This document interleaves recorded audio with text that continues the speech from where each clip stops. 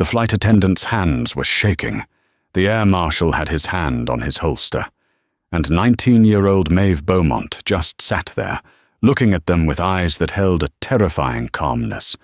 Everyone in first class thought they were watching a spoiled brat getting kicked off a plane.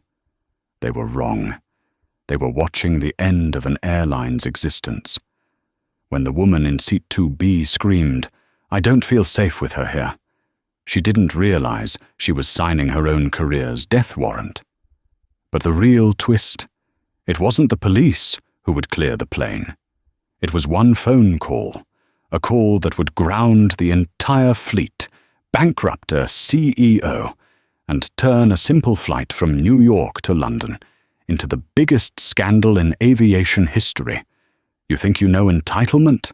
You haven't met Pamela Henderson. And you definitely haven't met the man who picked up Maeve's call. The recycled air inside the cabin of Stratosphere Airlines, Flight 909, always smelled the same. A mix of stale coffee, expensive leather, and the faint, chemical scent of disinfectant. For most people, it was the smell of travel. For Maeve Beaumont, it was just the smell of Tuesday. At 19, Maeve didn't look like the typical clientele for the ultra-exclusive Diamond-class cabin on the JFK to Heathrow route. She wore a vintage, oversized charcoal hoodie from a university in Berlin, black leggings, and battered high-top sneakers. Her hair was pulled back into a simple, voluminous puff, and massive noise-cancelling headphones rested around her neck. She looked like a student. She looked like someone who belonged in Group 9, wrestling for overhead bin space near the back toilets.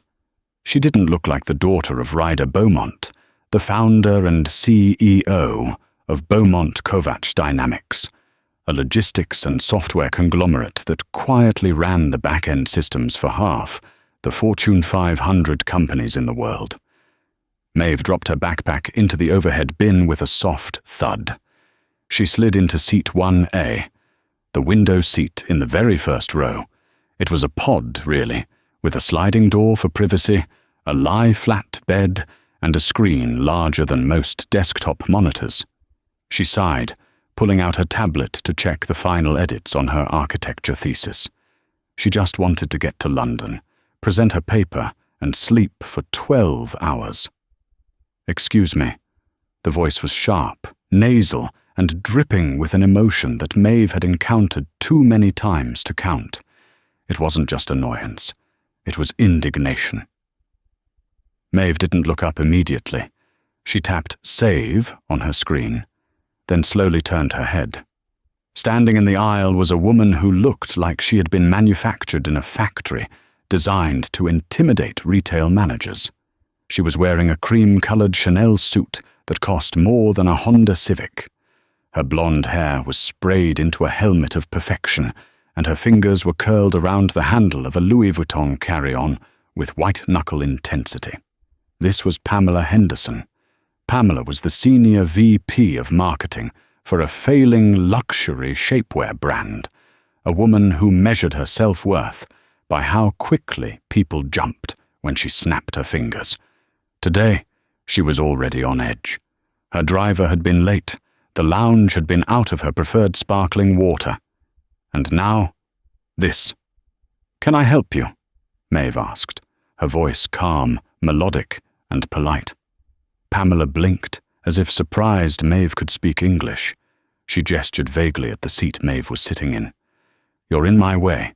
I need to get to my seat." Maeve glanced at the empty seat across the aisle, 1F and the one directly behind her, 2A. "Which seat is yours, ma'am?" "I am in 2A, Pamela snapped.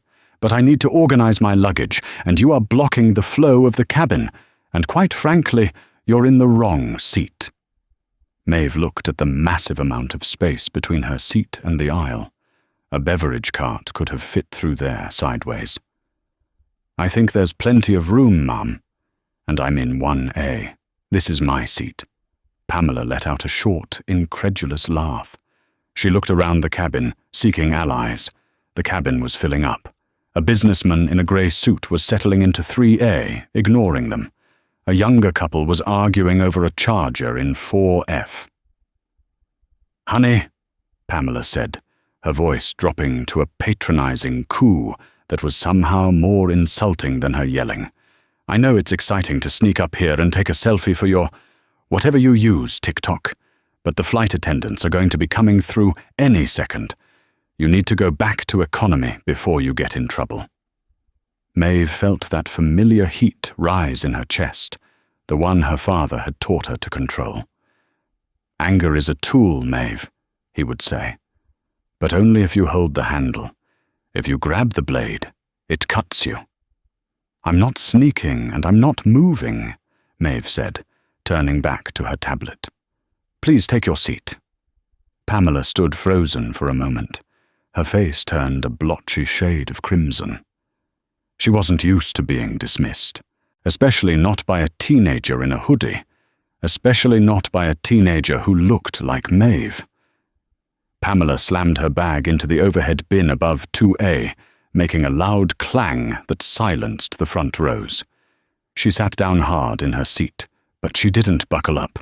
Instead, she pressed the flight attendant call button. She pressed it once, then again. Then she held it down. Maeve put her headphones on, but she didn't play any music. She activated the transparency mode. She wanted to hear every word. The flight attendant who hurried down the aisle was named Sarah.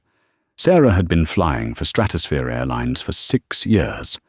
She was tired, her feet hurt, and she knew exactly who was ringing the bell.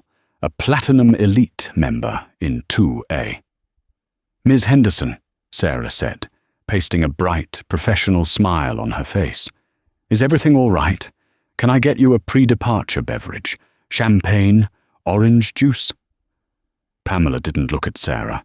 She pointed a manicured finger at the back of Maeve's head, visible just over the partition of seat 1A.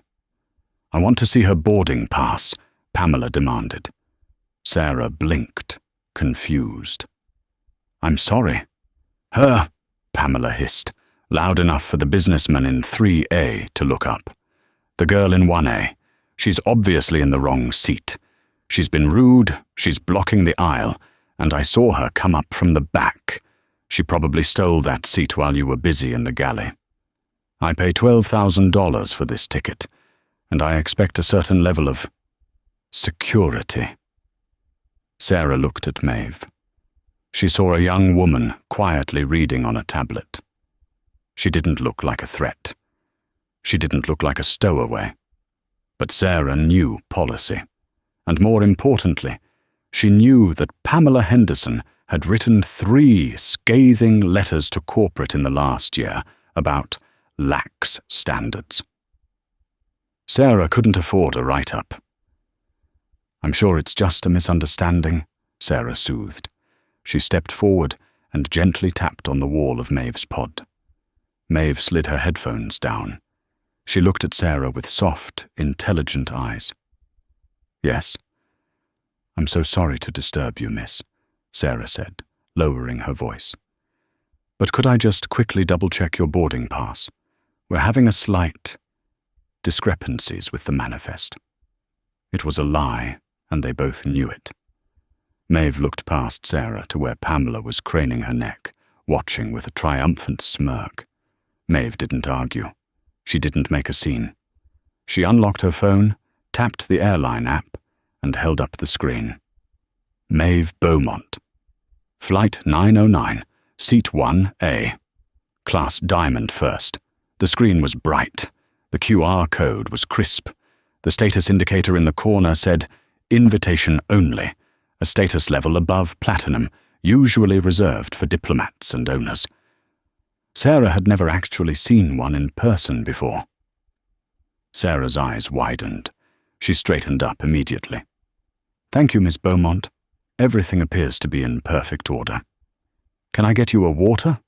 Or perhaps some warm nuts?" "Just sparkling water, please." "No ice," Maeve said pleasantly.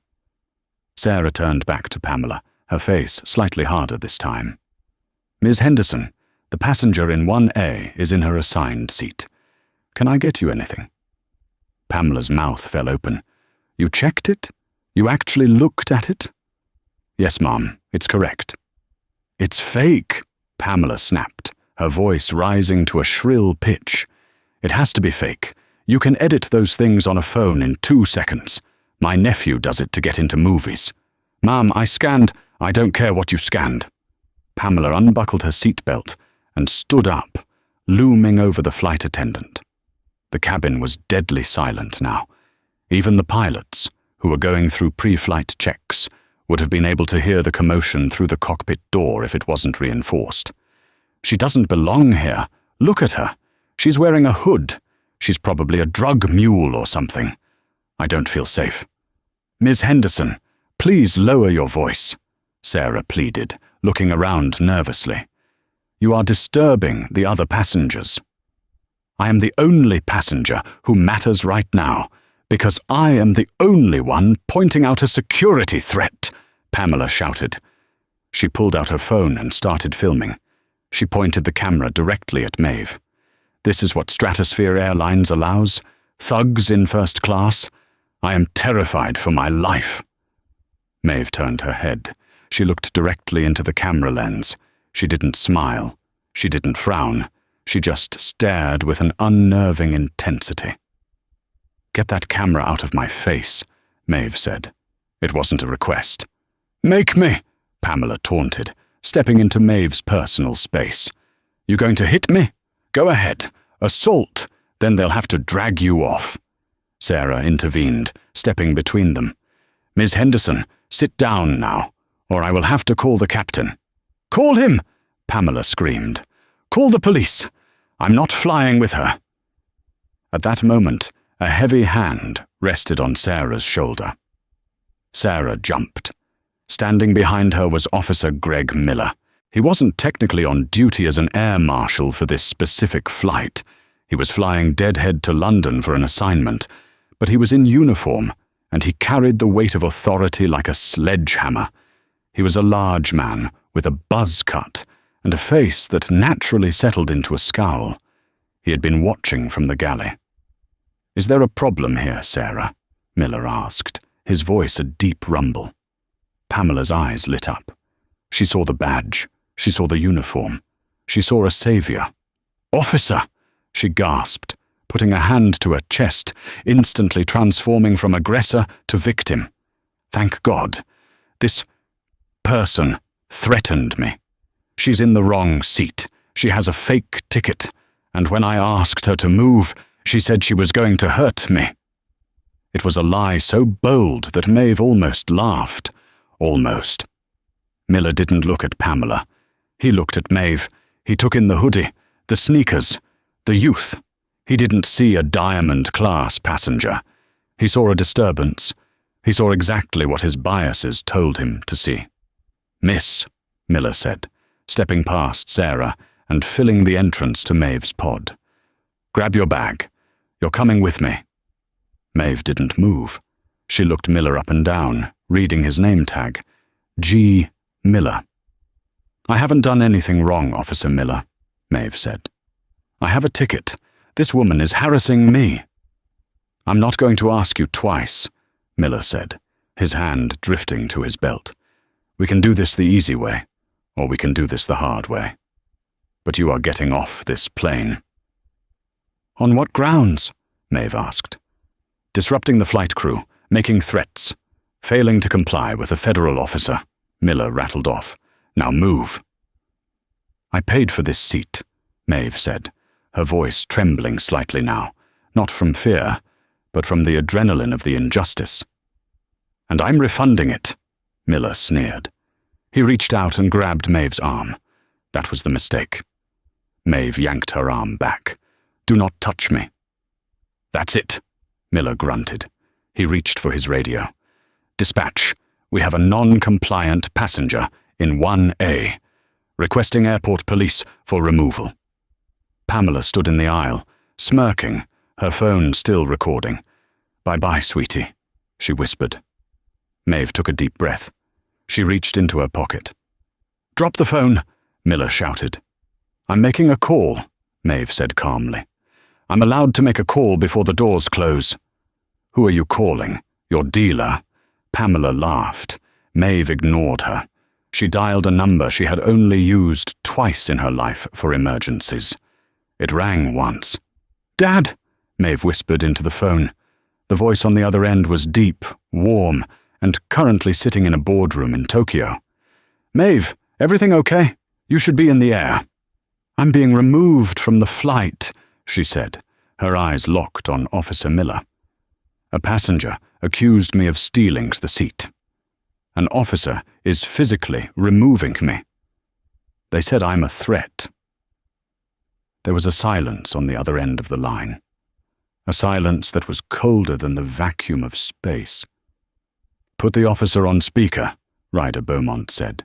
He won't listen, Dad. He's grabbing me. Maeve, Ryder's voice changed. It wasn't her father anymore. It was the CEO. Do not get off that plane unless they drag you. I am handling it. Give me 2 minutes. The line went dead. Miller grabbed Maeve's backpack from the overhead bin and threw it into the aisle. It hit the floor with a crack, her laptop screen likely shattering. Let's go, Miller barked. Now. Maeve stood up. She smoothed her hoodie. She looked at Pamela, then at Miller. You just made a very big mistake, Maeve said softly. Miller laughed. Yeah? Who's going to stop me? Your daddy? Actually, Maeve said, glancing at her watch. Yes. The silence in the first-class cabin was thick enough to choke on. It wasn't a peaceful silence. It was the heavy, pressurized silence of people waiting for a bomb to go off. Officer Miller tightened his grip on the strap of Maeve's backpack, which now lay scuffed on the aisle floor. He wasn't usually this aggressive. In his 10 years as an air marshal, he prided himself on de-escalation. But something about this girl, her calm defiance, the way she looked through him rather than at him, triggered a deep, insecure anger in his gut. He was the authority here. Why wasn't she afraid? You have 10 seconds to walk off this plane on your own 2 feet, Miller said, his voice dropping to a gravelly low that vibrated through the small cabin. After that, I drag you. And if I drag you, I'm adding a charge of resisting arrest to the list. Pamela Henderson was practically vibrating with glee in seat 2A. She had stopped filming for a moment to type a furious text message, likely to her assistant, bragging about how she was cleaning up the neighborhood. She looked up, flashing a sickly sweet smile at Maeve. Just go, honey, Pamela said. Save yourself the embarrassment. We all know you don't belong here. Try the bus. Maeve didn't look at Pamela. She kept her eyes locked on Miller's wristwatch. 1 minute left. I am not moving, Maeve said, her voice steady, though her hands were trembling in her lap. I have broken no laws. I have paid for my ticket, and I am waiting for a phone call. We don't wait for calls, Miller snapped. He reached down, grabbing Maeve's upper arm. His fingers dug into the soft fabric of her hoodie. Up, now. Hey! The shout came from seat 3A. The businessman who had been ignoring everything finally stood up. He was a tall man with graying temples, wearing a bespoke suit that screamed old money. Get your hands off her, the man said, stepping into the aisle. I've been watching this whole thing. She hasn't done anything. That woman, he pointed a shaking finger at Pamela, has been harassing her since she boarded. And you, officer, are acting like a bouncer at a dive bar, not a federal agent. Miller spun around, his face reddening. Sir, sit down. This is a security matter. Interfering with a federal officer is a felony. And assaulting a passenger is a lawsuit, the businessman shot back. I'm an attorney, and I'm telling you, you are making a massive mistake. I determine the threat level, Miller roared, losing his composure completely. She is non-compliant. She is refusing orders. That makes her a threat to the safety of this flight." At that moment, the cockpit door clicked open. Captain David Reynolds stepped out. He was a man of few words, a veteran pilot with 30 years of experience and a patience threshold that was currently being tested. He adjusted his hat, his eyes scanning the chaotic scene. The shouting officer, the terrified flight attendant, the smug woman in 2A, and the small, defiant girl in 1A. "What in the hell is going on back here?" Reynolds asked, his voice cutting through the noise like a knife. "I'm trying to get a clearance for takeoff, and I can hear you screaming through a reinforced door." Miller released Maeve's arm, but he didn't step back. He turned to the captain, squaring his shoulders. "Captain, I have identified a security risk in seat 1A. Passenger is belligerent, refused to show ID to the crew, and made verbal threats against the passenger in 2A. I am removing her." Reynolds looked at Sarah, the flight attendant. Sarah looked like she wanted to melt into the floor. She opened her mouth to speak, to tell the truth, but Miller's glare silenced her. She needed this job. She had a mortgage. "Is that true, Sarah?" Reynolds asked. Sarah swallowed hard. There was a dispute, Captain. Ms. Henderson felt unsafe." It was a non-answer, but it was enough for Reynolds. He looked at Maeve. He saw the hoodie. He saw the disruption. He had a schedule to keep. A delayed flight meant missed connections, overtime pay disputes, and paperwork. The path of least resistance was to remove the problem. "Miss," Reynolds said, his tone tired but firm, "if the air marshal says you have to go, you have to go. We can sort out the refund at the gate. But you cannot stay on my aircraft." Maeve looked at the captain. She felt a tear prick the corner of her eye, but she blinked it away. She wouldn't give them the satisfaction. "Captain," Maeve said, "my name is Maeve Beaumont. Please just check the manifest one more time. Look at the status." "I don't care if you're the Queen of England," Reynolds said, checking his own watch. "You are delaying my flight. Officer Miller, remove her." Miller grinned. It was a predatory, ugly expression. "With pleasure." He grabbed Maeve again, harder this time, jerking her out of the seat. Maeve stumbled, her sneaker catching on the leg of the pod. "Ow! You're hurting me!" she cried out. "Stop resisting!" Miller yelled, spinning her around and shoving her face first against the partition wall. He reached for his handcuffs. "You want to play games? You want to act like a thug? Fine. You get treated like one." The snap of the handcuffs ratcheting around Maeve's thin wrists echoed through the cabin. Pamela Henderson clapped. Actually clapped. "Finally! Get her off!" Miller yanked Maeve upright. She winced, her shoulder twisting at an awkward angle. The humiliation was burning her face, hot red. Everyone was watching. People in economy were craning their necks. She was being paraded like a criminal. "Move!" Miller shoved her toward the door. Maeve stumbled forward, tears finally spilling over. She looked at the door. It was open. The jet bridge was right there. If she crossed that threshold, it was over. 2 minutes. Her dad had said 2 minutes. As Miller shoved her toward the exit, the intercom system in the cabin let out a sharp, piercing screech of feedback. It was followed by a silence so sudden it felt like the plane had lost power. Then, the main cabin door, the one leading to the jet bridge, flew open, banging against the inner wall. A man in a high-visibility vest, sweat pouring down his face, burst onto the plane. He was breathless, his eyes wide with sheer panic. It was Paul O'Brien, the airport station manager for Stratosphere Airlines. He was holding a radio in one hand and a cell phone in the other. "Stop!" O'Brien screamed. His voice cracked. "Nobody move! Stop everything!" Captain Reynolds frowned, stepping forward to block the frantic man. "Paul, what is this? We're 5 minutes from pushback." Paul O'Brien ignored the captain. He ignored the passengers. His eyes scanned the cabin frantically until they landed on the scene in the aisle. Officer Miller, red-faced and hulking, gripping the handcuffed arms of a young black girl in a grey hoodie. O'Brien looked as if he had just seen a ghost, or worse, his own executioner. He rushed forward, nearly tripping over his own feet, and shoved his phone toward the captain. "Captain, ground the plane. Kill the engines. Now." "Excuse me?"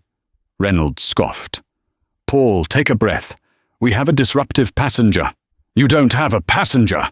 O'Brien shrieked, his composure shattering. "You have a nuclear bomb on board. Do you know who that is?"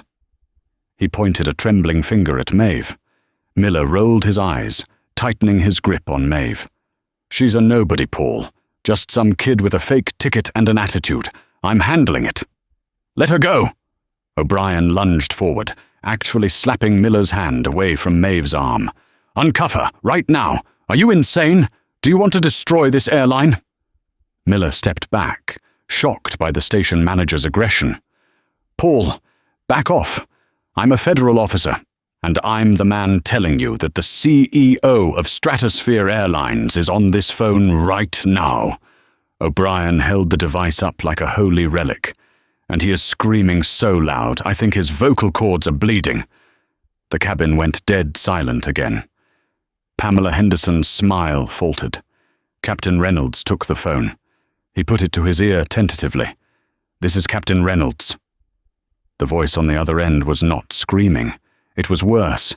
It was a cold, deadly whisper. It was Arthur Sterling. No, wait, Arthur Pence, the CEO of Stratosphere. "Reynolds," the voice said. "Is Maeve Beaumont on your plane?" We have a passenger by that name." "Yes, sir. But she's being removed for security." "If that girl leaves that airplane," the CIO cut him off, "do not bother coming back to the cockpit. Do not bother filing a flight plan. In fact, don't even bother driving home, because I will ensure you never work in aviation again. Do you understand me?" Reynolds paled. "Sir, I don't understand." The air marshal said. "The air marshal is an idiot," the CEO roared, the sound audible even without speakerphone. "Do you know who her father is?" Reynolds looked at Maeve. She was standing there, wrists bound, head high, watching them with those calm, devastating eyes. "No, sir," Reynolds whispered. "Her father is Ryder Beaumont," the CEO said. "CEO of Beaumont Kovacs Dynamics." Reynolds felt the blood drain from his face. He knew that name. Every pilot knew that name. Beaumont Kovacs didn't just move boxes. They owned the proprietary software that Stratosphere Airlines used for crew scheduling, fuel logistics, baggage tracking, and maintenance logs. 10 minutes ago, the CEO continued, his voice trembling with suppressed rage. "Ryder Beaumont called me personally. He told me that his daughter was being assaulted by my staff. He told me that if she is removed from this flight, he will pull the license for our logistics software effective immediately." Reynolds gasped. "He can't do that. He owns the code, Reynolds. He can do whatever he wants. If he pulls the plug, every Stratosphere plane on the globe is grounded within the hour. We won't know where our pilots are. We won't know where the bags are. We will cease to exist as a functioning company by sunset. Our stock is already dropping because he tweeted a cryptic message about safety concerns 5 minutes ago." The CEO took a breath. "Fix this. Reynolds, I don't care what you have to do. You fix this. You get on your knees and you beg that girl for forgiveness. And get that air marshal out of my sight before I have him arrested for corporate sabotage." The line clicked dead. Reynolds slowly lowered the phone. His hand was shaking. He looked at Miller. He looked at Pamela. Then he looked at Maeve. "Officer Miller," Reynolds said, his voice hollow. "Take the cuffs off." "What?" Miller blinked. "Captain, she's a threat." "Take them off!" Reynolds screamed, his face turning purple. "Now!" Miller flinched. He had never seen the captain like this. Confused and sullen, he fished the key from his pocket and unlocked the handcuffs. Maeve rubbed her wrists. There were red marks where the metal had dug in. She didn't say a word. She just looked at Reynolds. Reynolds took a step forward, removing his cap. He looked humble. He looked terrified. "Miss Beaumont, I had no idea. There has been a terrible misunderstanding." Maeve didn't answer him. She turned her head slowly, her gaze landing on seat 2A. Pamela Henderson was no longer smiling. She was watching the scene with a dawning realization that the power dynamic had shifted, though she didn't understand why. "What is going on? Why are you apologizing to her? She's a criminal." Maeve walked back to seat 1A. She didn't sit down. She picked up her backpack from where Miller had thrown it. She pulled out her shattered laptop. She held it up for everyone to see. "My thesis was on this," Maeve said softly. "It's not backed up to the cloud because the file size is too large for the airport Wi-Fi." She looked at Miller. "You broke it." Then she looked at Pamela. "And you caused it." She turned to the station manager, O'Brien, who was still catching his breath. "I want my phone back. I need to call my father. I need to tell him to go ahead and shut it down." "No!" O'Brien gasped, rushing forward. "Miss Beaumont, please, please don't. We can replace the laptop. We can upgrade you. We can do anything." "I don't want an upgrade," Maeve said. "I'm already in the best seat on the plane." She pointed a long finger at Pamela Henderson. "I want her gone." The cabin fell silent again. "Excuse me?" Pamela laughed nervously. "You can't kick me off. I'm a platinum member. I know my rights." Maeve looked at O'Brien. "It's her or the airline. You choose." O'Brien didn't hesitate for even a nanosecond. He turned to Pamela. His face was hard as stone. "Miss Henderson," O'Brien said, "get your bags." The air inside the first-class cabin had shifted. Minutes ago, it was a suffocating vacuum of tension directed entirely at a 19-year-old girl in a hoodie. Now, the pressure had reversed, swirling violently around seat 2A like a cyclone.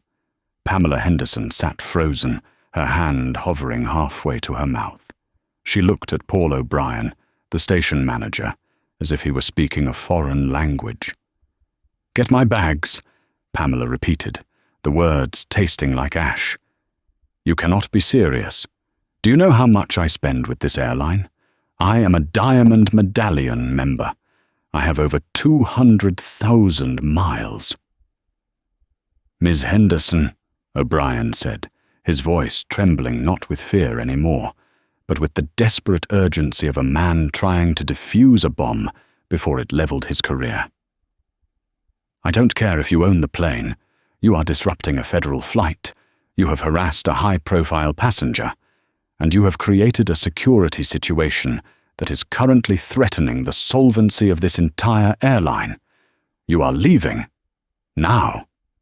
Pamela stood up, her face twisting into a mask of pure, unadulterated rage. She pointed a manicured finger at Maeve, who was calmly inspecting the cracked screen of her laptop.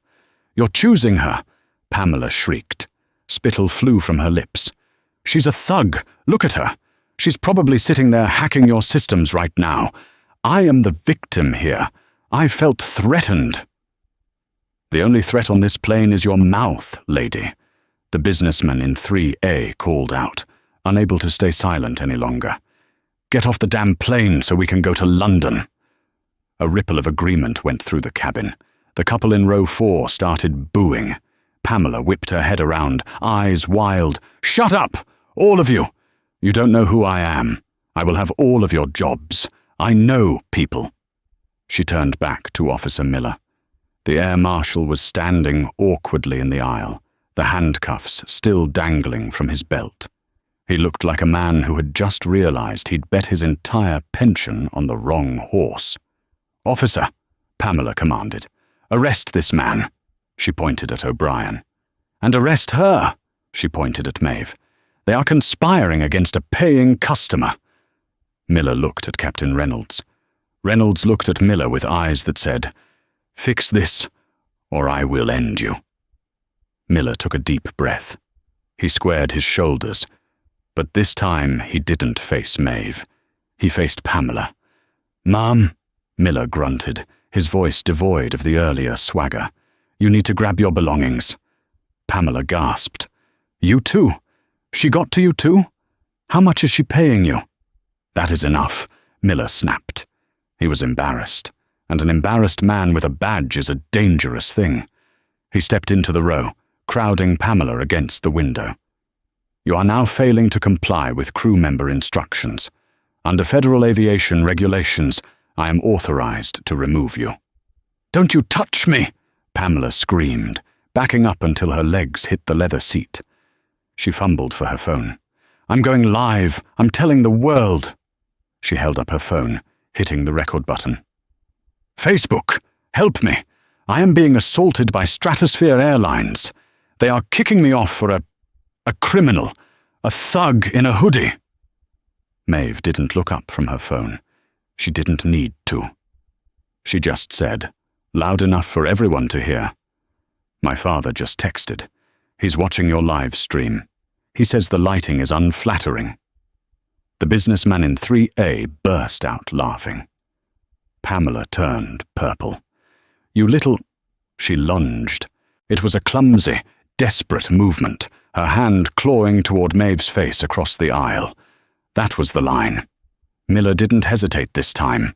He grabbed Pamela's wrist mid-air, twisting it behind her back with a practiced efficiency that made her shriek in pain. "Assault on a passenger!" Miller barked. "That's a felony, ma'am." "Let go of me! It hurts! My arm!" Pamela wailed, the fight instantly draining out of her as pain took over. "Stop resisting!" Miller yelled, channeling all his frustration from the last 20 minutes into this one interaction.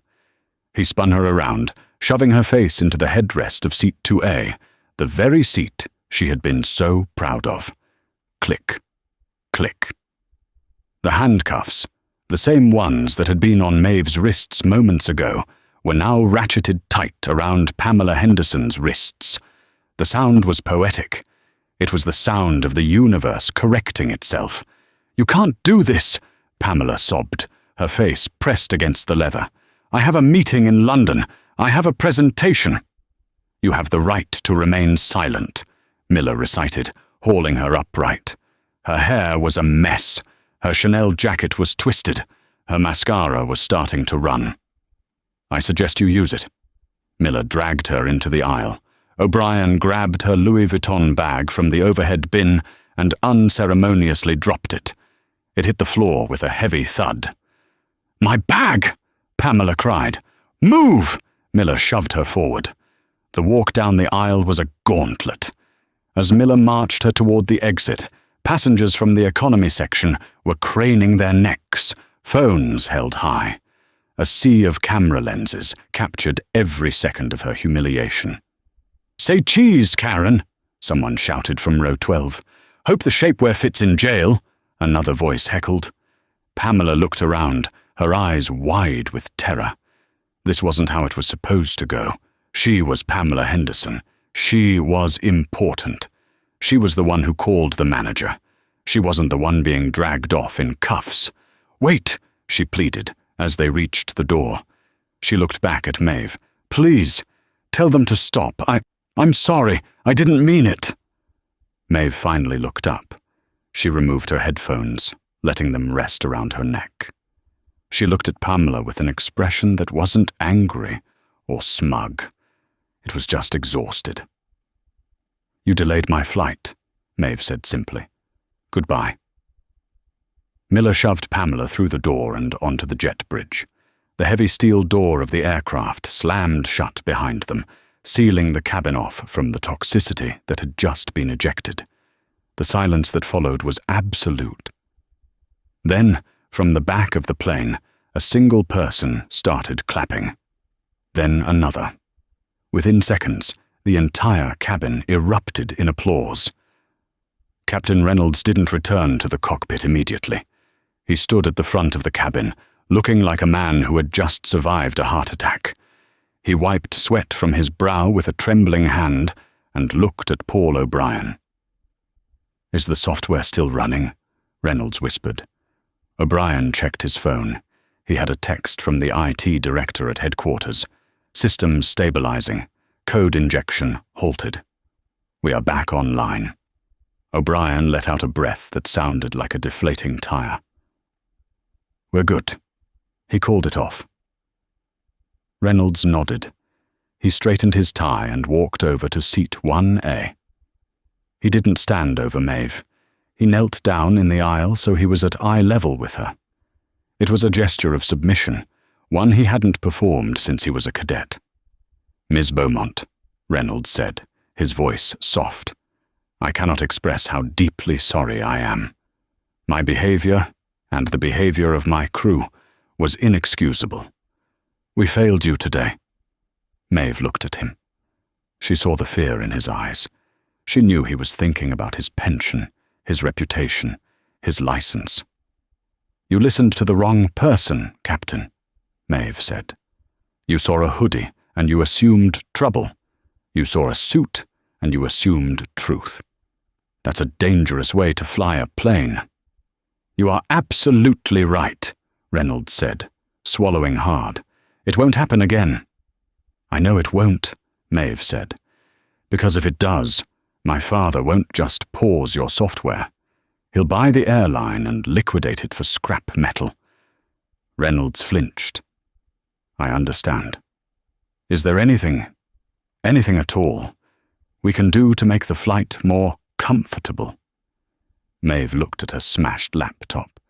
"I need a charger for my phone, and I'd like a glass of champagne, the good kind, not what you were going to serve her." "Immediately," Reynolds said. He stood up and snapped his fingers at Sarah. "Sarah, bring the Dom Perignon, the 2012 vintage from the reserve locker, and get me a charger from the cockpit bag." As the plane finally pushed back from the gate, 20 minutes late, but saved from total disaster, Maeve plugged in her phone. It buzzed. It was a text from her dad. "Dad, are you safe?" Maeve: "Yes. We're moving. Thank you." "Dad, don't thank me. You handled it. Also check Twitter. It's starting." Maeve opened the Twitter app, now X. The trending topics list was already populating. Hashtag Flight 909. Hashtag Karen Down. Hashtag Beaumont Kovac. Hashtag Buy Pamela. She clicked on the top hashtag. The video was everywhere. It had been filmed by the businessman in 3A. The angle was perfect. It showed Pamela screaming, "I don't feel safe with her here." It showed Miller grabbing Maeve. And then, the glorious second half, the station manager bursting in, the panic, and finally, Pamela being dragged away in cuffs while screaming about her status. The internet, a beast far more ruthless than any CEO, was already at work. At Aviation Geek, holy cow, did Stratosphere Airlines just try to kick off Ryder Beaumont's daughter? That's like trying to kick John Wick's dog. RIP, their stock price. At Justice for Maeve, I found her. The Karen is Pamela Henderson. She's the VP of Marketing for Velour Shapewear. Here's her LinkedIn. Here's her Instagram. Let's say hi. Maeve refreshed the page. The views were climbing by the millions. 1.2 million views. 3.5 million views. Meanwhile, inside the terminal, Pamela Henderson was sitting in a plastic chair in the airport holding cell. Her hands were still cuffed. She was being processed for interference with a flight crew and disorderly conduct. "I need my phone," she demanded of the young officer at the desk. "I need to call my lawyer." "You get one call," the officer said, bored. He slid her phone across the desk. Pamela snatched it up. Her hands were shaking so bad she could barely unlock it. She expected to see texts from friends supporting her. She expected to see her assistant asking where she was. Instead, Her screen was a wall of notifications, thousands of them. Instagram, 10,000 new comments. Twitter, you are trending. Email, 50 unread messages. She clicked on her email first. The top message was from the HR director of Velour Shapewear. The subject line was, immediate termination. Ms. Henderson, effective immediately. Your employment with Velour Shapewear is terminated for cause. Your behavior on Flight 909, which is currently viral across all global media platforms, violates our code of conduct and brings irreparable shame to our brand. Do not come to the office. Your personal effects will be mailed to you. Pamela let out a strangled sob. No, they can't. She opened Instagram. The last photo she had posted was a selfie in the airport lounge with the caption, First class vibes only. Keeping the riffraff out. #bossbabe, #luxury travel. The comments were a bloodbath. You're going to jail, sweetie. Riffraff, you just got dragged off like trash. Imagine being this racist and losing your job in 4K resolution. #Team Maeve. Pamela dropped the phone. It clattered onto the cold linoleum floor. She put her head in her hands and wailed. It wasn't a cry of sorrow. It was the cry of a narcissist who realized the mirror had finally shattered. Back at 30,000 feet, the cabin lights dimmed. The hum of the engines was a soothing white noise. Sarah, the flight attendant, approached Maeve's seat with the care of a bomb disposal technician. She placed a crystal flute of golden, bubbling champagne on the tray table. Next to it, she placed a small plate with warm truffles. Miss Beaumont, Sarah whispered, the captain asked me to inform you that he has personally credited your account with 1 million miles, and he has written a formal letter of apology to your father. Maeve took a sip of the champagne. It was crisp, cold, and tasted like victory. Thank you, Sarah, Maeve said, but tell the captain that the miles don't matter. She turned her tablet screen toward Sarah. It showed the stock market ticker. Stratosphere Airlines' stock had dipped 4% in the last hour, but was slowly recovering as news spread that the situation was rectified. However, Velour Shapewear's stock was in freefall. Tell the captain, Maeve continued, that he needs to worry about who he listens to, because next time, the phone call won't come before the cuffs. It will come after the lawsuit. Sarah nodded, pale and wide-eyed. Yes, ma'am, absolutely, ma'am. She scurried away. Maeve put her headphones back on. She scrolled to her Focus playlist. She looked out the window at the clouds stretching out like an endless ocean of white. She was exhausted. Her wrists still ached. Her laptop was broken. But as she closed her eyes, she felt a sense of peace. She hadn't just won a seat. She had won a war. And somewhere below her, in a cold airport cell, Pamela Henderson was learning the hardest lesson of all. Status isn't about the ticket you hold. It's about the character you keep. Maeve drifted off to sleep, the gentle turbulence rocking her like a cradle, while the world below burned in the fires of justice. It takes a special kind of delusion to sue the people you assaulted, but Pamela Henderson had never let reality get in the way of her ambition. 6 months after the incident on Flight 909, the first-class Karen video had garnered over 45 million views. Stratosphere Airlines had settled a quiet, undisclosed sum with Maeve Beaumont, mostly in the form of a scholarship fund for underprivileged architecture students in Maeve's name, and issued a public apology that was currently pinned to the top of their homepage. Officer Miller had been placed on administrative leave and eventually quietly retired. Captain Reynolds was flying cargo routes to Anchorage, a demotion that kept him far away from high-value passengers. But Pamela wasn't done. She had filed a $50 million lawsuit against Stratosphere Airlines for defamation of character, wrongful termination against Velour Shapewear, and intentional infliction of emotional distress. Her argument was bold.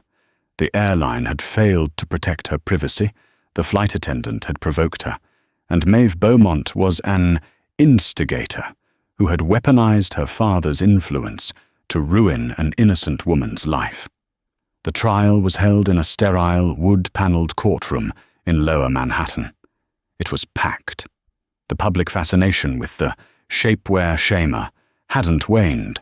If anything, her refusal to apologize had only fueled the fire. Maeve sat in the second row, dressed in a sharp navy blazer, her hair in braids. She didn't have to be there. Her father had lawyers for this, but she wanted to see it through. Next to her sat Ryder Beaumont. He looked bored. He was scrolling through emails on his phone, occasionally glancing up at Pamela's lawyer with the look one might give a buzzing fly. Pamela's lawyer, a sweaty man named Mr. Greaves, who specialized in slip-and-fall cases, was currently pacing in front of the jury.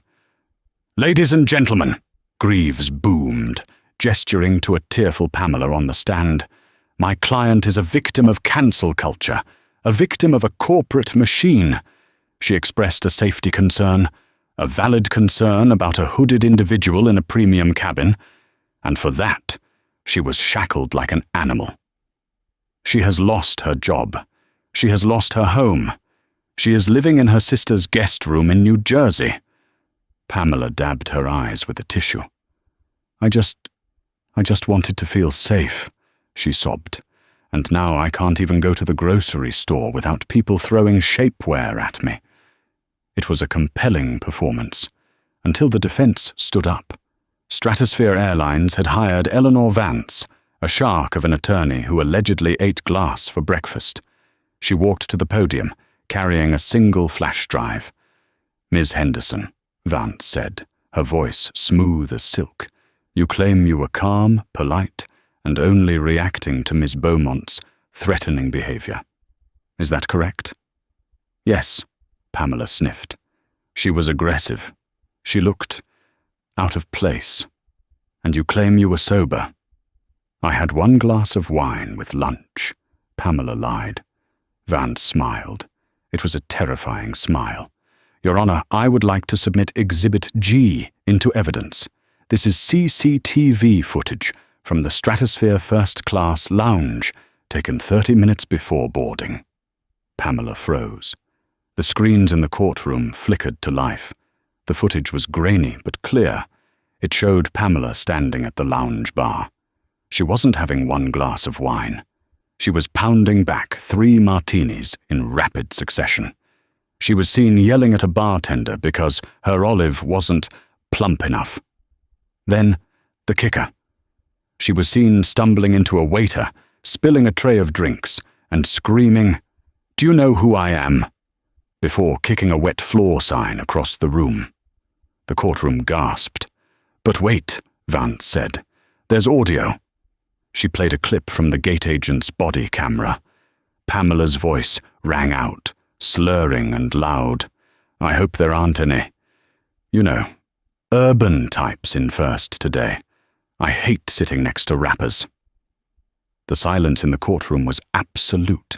The jury looked at Pamela with undisguised disgust. Pamela's face drained of all color. She looked like a ghost, haunting her own funeral. "Ms. Henderson," Vance continued, "you weren't afraid for your safety. You were intoxicated, racist, and entitled. You assaulted a federal officer. You delayed a transatlantic flight. And you cost your former employer, Velour Shapewear, a projected $12 million in quarterly revenue due to the boycott associated with your name. In fact, Velour is countersuing you for damages as we speak." Pamela's mouth opened and closed like a fish on dry land. I... "No further questions," Vance said, snapping her folder shut. The verdict took less than an hour. Pamela Henderson, $0 awarded. Stratosphere Airlines, cleared of all liability. Countersuit from velour shapewear, pending. As the gavel banged, finalizing her ruin, Pamela looked back at the gallery. She locked eyes with Maeve. She expected to see gloating. She expected to see a smirk. But Maeve just looked at her with pity. Outside the courthouse, the paparazzi swarmed. Microphones were shoved in Maeve's face. "Maeve! Maeve! How does it feel to win? Did your dad buy the judge? What do you have to say to Pamela?" Maeve stopped. She adjusted her backpack, the same one from the plane, now with a new laptop inside. She looked into the cameras. "I didn't win anything," Maeve said quietly. "Nobody won today. A woman lost her dignity because she couldn't see mine. That's not a victory. That's a tragedy. Just be kind to people. You never know who they are.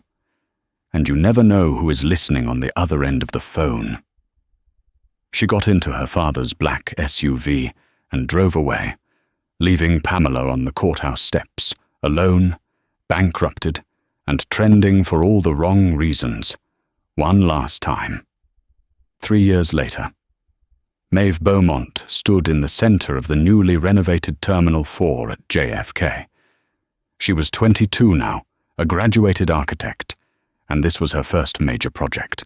The ceiling was glass, allowing natural light to flood the space. The seats were designed for comfort, not crowding. It was beautiful. "Miss Beaumont?" Maeve turned. A woman in a drab grey uniform was pushing a heavy cleaning cart toward her. She looked tired. Her hair was frizzy, greying at the roots, and deep lines of stress were etched around her mouth. She wore a names tag that read, "Janitorial staff, probationary." It was Pamela. The Chanel suit was gone, replaced by polyester. The arrogance was gone, replaced by the dull ache of survival. She had lost the lawsuit, lost her condo, and been blacklisted from every corporate marketing job in the city. Now she scrubbed the floors of the very airport where she had once tried to rule like a queen. Pamela stopped the cart. She looked at Maeve. Recognition flickered in her eyes, followed by a deep, burning shame. She gripped the handle of her mop bucket. "The terminal looks nice," Pamela whispered, her voice rasping. Maeve looked at the woman who had tried to have her arrested. She thought about the anger she used to feel. She thought about her father's advice. If you grab the blade, it cuts you. Maeve smiled, a genuine, soft smile. "Thank you," Maeve said. "Make sure you get the corner over there by the window. The sun hits it just right, and people like to sit there." "I will," Pamela said, looking down at her shoes. "I'll make it shine." Maeve turned and walked toward the first-class check-in, her heels clicking on the floor that Pamela was about to clean. Karma hadn't just hit back, it had hired Pamela to clean up the mess. And that, my friends, is the story of how one phone call brought down an entire empire of entitlement. It's a brutal reminder that in the age of cameras and connectivity, character is your only true currency. Pamela thought her platinum status made her untouchable, but she learned the hard way that the higher you fly, the harder you fall, especially when you try to clip someone else's wings. If you enjoyed this story of justice served cold, with a side of champagne, please smash that like button. It really helps the channel grow. Don't forget to subscribe and hit the notification bell so you never miss a story. And I want to hear from you in the comments. Have you ever witnessed a Karen moment on a plane? How did it end? Let me know down below. Thanks for watching. Stay safe, stay kind, and I'll see you in the next one.